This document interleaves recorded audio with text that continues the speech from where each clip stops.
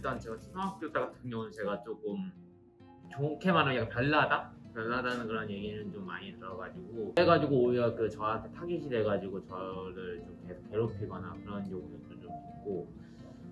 학교 가면 되게 힘들어요. 이 선생님들하고 대화하는 게 진짜 힘들어요. 일반 어머니들도 다 똑같으실 것 같아요. 근데 저희는 더 힘들어요. 아이가 교실 상황에서 방해가 되면 안 돼요. 그러면 선생님은 오케이요. 그러면은 엄마들이 어떤 선택을 하냐면 ADHD 약을 먹으면 애들이 쭉 다운되거든요. 조용해지거든요. 약을 먹으면 학교에 보내고 약을 먹어도 안 되는 아이들이 있어요. 그럼 그 아이들은 이제 아까 얘기한 보험반 같은 제도를 통해서 다른 그 반으로 이동을 해서 수업을 받는 거예요. 근데 이도 저도 안 돼. 그럼 이 아이는 문제야. 그럼 이제 계속 선생님 전화하세요. 제가 작년에 그랬거든요. 5분마다 전화하세요. 어머니 와서 데려가세요. 어머니 제가 뛰쳐나가는데 잡아오세요. 그냥 학교 현장이 그랬어요. 사회적으로 이들을 분별하는 어떤 장치조차가 마련되어 있지 않아요. 그러니까 대부분은 진짜 판별이 안 되거든요, 사실은. 이 경계선일 경우에 자기 표현이 안 되니까 말을 잘하는 애들이 없어요. 그래서 대부분 뭐라고 묻잖아요. 상담치료가 잘 진행이 안 돼요. 뭐 어때? 이렇게 물으면 가만히 있다가 몰라요 이래요. 처음엔 선생님들이 다 뭐라고 하면 다 계속 모른다고 하고 반항을 한다. 모른다고 하면 반항이에요. 모른다고 하는 건 반항이느냐를 물어야 되잖아요. 그럼 진짜 몰라서 그러는 거예요. 공부 같은 경우는 예전에 좀 괜찮았는데 이게 학년이 올라갈수록 뭔가 좀 더 복잡해지고 그런 거는 진짜 아예 이게 외워도 이게 안 되더라고요. 이게 제 그 한계에서는 이게 한계에 부딪혔다는 느낌이 들어요. 주변에서 볼 때 너 왜 그래? 너 바보야? 그럼 또 자존감이 떨어져? 그럼 또 우울해져서 또 얘가 뭐 약을 먹네 죽네 뭐 또 이러면 이게 악순환으로 갈까봐 그걸 막기 위해서 수행력을 높이기 위해서 사교육도 돈을 써서 공부도 가르치고 기능들을 다 올리기 위해서 사회성 공부도 시키고 뭐 인지 수업도 시키고 언어 수업도 시키고 뭐 체육도 시키고 계속 그런 식으로 이제 쏟아붓는 거죠. 엄마가 능력치가 그만큼 있어서 모든 걸 다 해주는 분인데 사실 그렇지 않잖아요. 계속 다른 사람의 도움을 받는 거죠. 엄마 아빠뿐만 아니라 사교육을 시킬 수밖에 없고 사설센터, 치료센터를 갈 수밖에 없고 그러다 보면 이제 돈이 많이 들죠. 인간관계랑 먹고 사는 것. 과연 이 사람이 좋은 사람인지 나쁜 사람인지 구별을 쉽게 안 가니까 의심을 많이 하게 되고 그런 것도 있는 것 같아요. 그래도 부모님 영원할 수 없잖아요.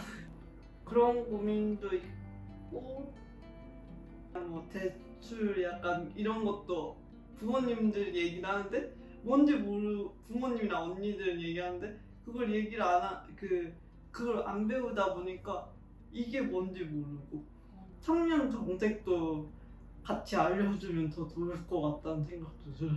일일이 찾아야 되고 하다 보니까 근데 일일이 찾아보면 또 저 같은 경우는 국어가 약간 내 국어가 글자가 어려운 글자로 다 되어 있잖아요. 그럼 저가 이게 뭔지 좀 해석이 힘들고 그러는 게 좀 불편해요. 실질적으로 지금 주변에서 이렇게 욕구에 의해서 위에서가 아니라 이제 이 아래서 필요에 의해서 생기는 기관들이 조금씩 생기는 것 같아요. 대안학교 중에도 몇 군데는 이제 경계선 지능 아이들을 위한 대안학교가 있는 것도 있고 그런 수요가 많은 거에 비하면 아주 미미한 수준인 거라서 이 경계선 지능인의 부모 가족들은 심지어 장애에 속하지도 않기 때문에 그나마 있는 최소한의 안전망마저도 지원받지 못하는 형편인 것이죠. 그야말로 홀로 살아남아야 되는 거예요. 그런데 적절한 시기에 교육 훈련을 받지 못한 채 성인이 돼버리면요, 사실은 사회에서 할 수 있는 일이 별로 없거든요. 독립하기 어렵다는 겁니다. 그 과정에서 공공의 영역에서 공적 지원을 해줄 수 있는 근거가 없다 보니까 사설기관에 다 맡길 수밖에 없고 사설기관에서 사실상 보험도 되지 않는 이 사설 그 치료비가 월간 100에서 많게는 200까지 들어간다고 해요. 기본적으로 1, 200을 베이스로 놓고 그 부대 비용이 또 나가야 되니까 빚더미 않는다라는 말이 틀린 말은 아니죠. 지금 아동 학령기에만 다 몰려 있고요. 정책 자체가 없다고 생각을 하는데 그나마 지금 올해는 학습부진 쪽에서 기초학력 뭐 이런 걸로 저희 좀 학령기 아이들을 느린학자를 지원해주는 제도가 마련되고 있다고 하긴 하는데 부모들이 체감할 수 있는 정도로 홍보를 하시거나 아니면 지원해 주시는 분은 아직 조금 미흡한 것 같아요.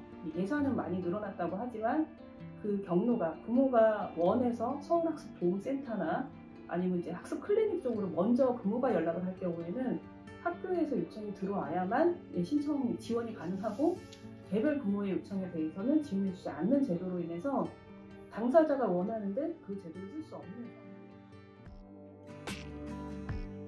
직업과 관련된 문제는 굉장히 중요합니다. 어떤 공공기관이나 이런 데서 이제 사업들을 진행을 하실 때는 지금 당장 일자리 창출을 취업을 시키기 위해서 하는 그런 것들보다는 조금 더 멀리 보고 어떤 직업 교육이 조금 더 전문화됐으면 좋겠어요. 전문화돼서 기술직인데 대신 이들이 더 잘할 수 있는 일들을 좀 찾아서 직업군을 좀 만들고 그런 노력들이 좀 필요할 것 같아요.